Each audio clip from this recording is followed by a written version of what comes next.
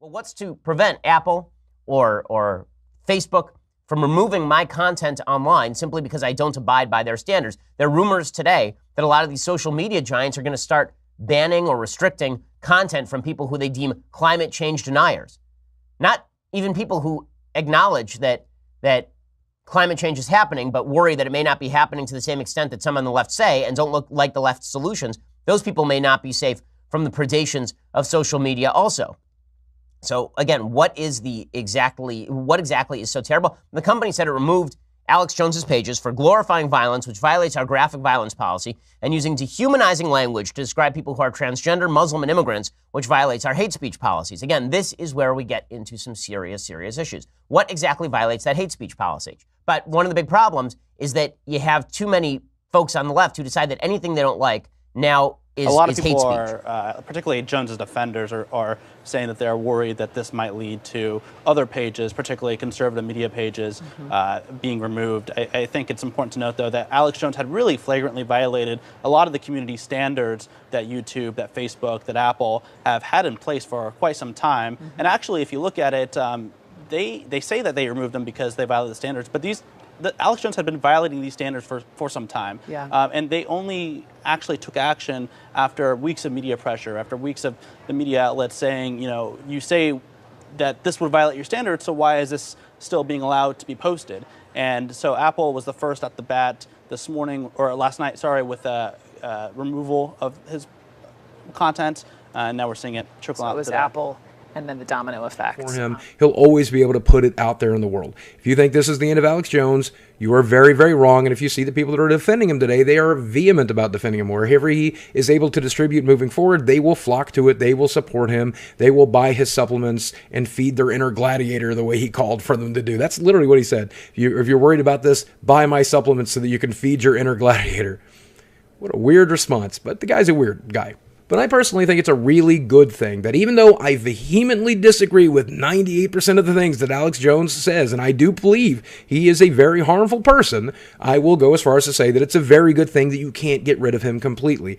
That's the point of the internet. That's the point of a free and open internet. That's the point of net neutrality. If we got rid of net neutrality, then it's the ISPs who could choose to ban him next. Comcast could refuse to serve his videos or his website to you at all. AT&T, Verizon, and so on and so forth. Fortunately, they probably won't do that right now because they're still up in the air about net neutrality, so they're probably not going to shut them down just yet. Disservice to it. However, I think Infowars is the canary in the coal mine. And as much as, again, I can say it a million times, I'm not really a fan of it. I don't like what Infowars does. I don't like what Alex Jones does. I defend their right to have their channel and say these crazy things for a few there's a few reasons. I mean, first of all, people should be allowed to express themselves even if they're nuts. Let's entertain the idea that Alex Jones is actually a crackpot tinfoil, lunatic, which many people in the mainstream, they hold that view. Does that mean that somebody who has something wrong with their mind isn't allowed to speak? They're not allowed to use Facebook. They're not allowed to use YouTube. What if somebody is actually mentally ill and they have a YouTube channel and they start ranting and raving about the moon gremlins trying to steal their cheese? Do they have a right to speak? In my opinion, they do. Just because it worries me that we're trying to draw a distinction between what we think is sane and what other people, and what should be allowed to be said.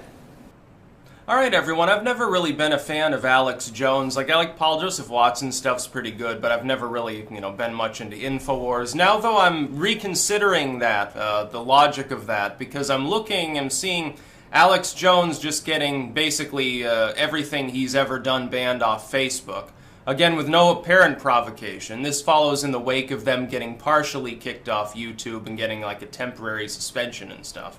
They can't live stream, have to have a second channel. Spotify has banned all of their podcasts, and now Infowars is also off of Apple's products. Which basically means that for Normie America, Infowars doesn't exist. Now, the logic and reason behind this decision, which is obviously these corporations got together to do this because of pitchfork-waving mobs. Based on, well, he's like a vast conspiracy theorist, he's hateful. No, he's not. Can you show me anything on these shows that you've banned that actually rises? Is it criminal? It's not illegal, what he's saying. As far as I know, he doesn't sit there using slurs. In fact, for the most part, he keeps the swearing to a PG-13 level. I'm looking at these. There's like Sarah Jiang can be there and literally like ramble about racial things all day. She's never going to get kicked off any platform. Everyone can talk to her. No boycotting of advertisers. Alex Jones like says, "Oh, reptiles from space are going to get your mind" or something, and everyone flips out. Alex Jones has been there since day one. It's like back in the Zeitgeist era, people are watching Infowars, dude. Vague reasons. They say harassment, glorifying violence, dehumanizing language. But they almost never point to specific videos or a specific post. Now, most likely part of their specific reasoning here is when you point to specifics, you create definitive lines in the sand, and so if you have a bad actor that's trying to abuse your system, they kind of know where to take it to the line and still get across what they want to get across. But at the same time, it would be nice to know what the rules are so you know if you are breaking them or not. And so when you say something like hate speech towards Muslims or transgender people, what specifically did they say, and what do you deem as a company hate speech? Are you talking about slurs? Are you talking about people that have the opinion that a transgender person, that there's something mentally wrong with them? As a company, are you seeing that as an opinion, or are you seeing that as hate speech? Do you consider it hate speech if someone calls, let's say, a trans man a woman, right? They misgender, maybe it's on purpose, maybe it's on accident. And so the thing is, when these companies do not cite these specifics and they just read policy, it feels like they are setting up a system that can be easily abused. And while obviously we're talking about Alex Jones and Infowars, which is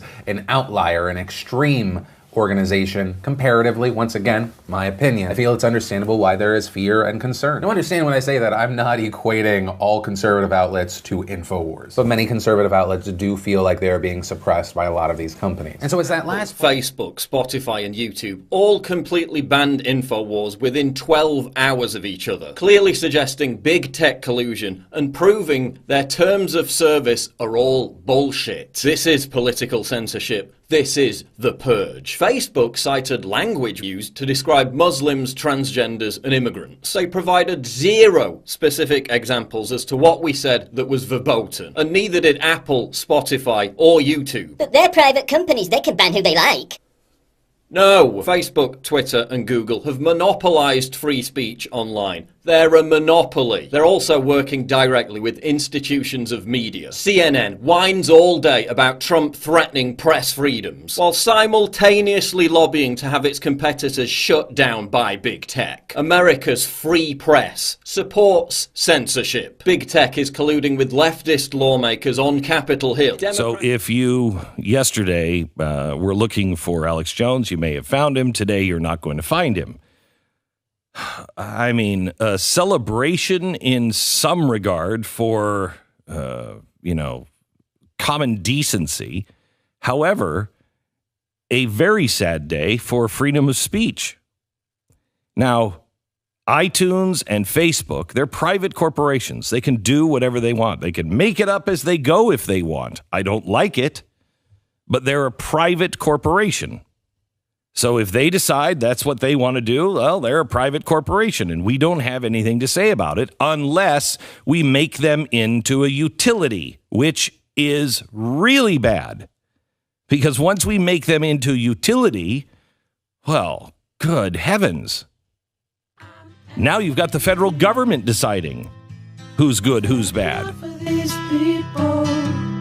They're a bunch of Christian murderers, scum. They're on giant death factories, keeping babies alive and selling their body parts. What more do you need to know about these people? I go out and face these scum.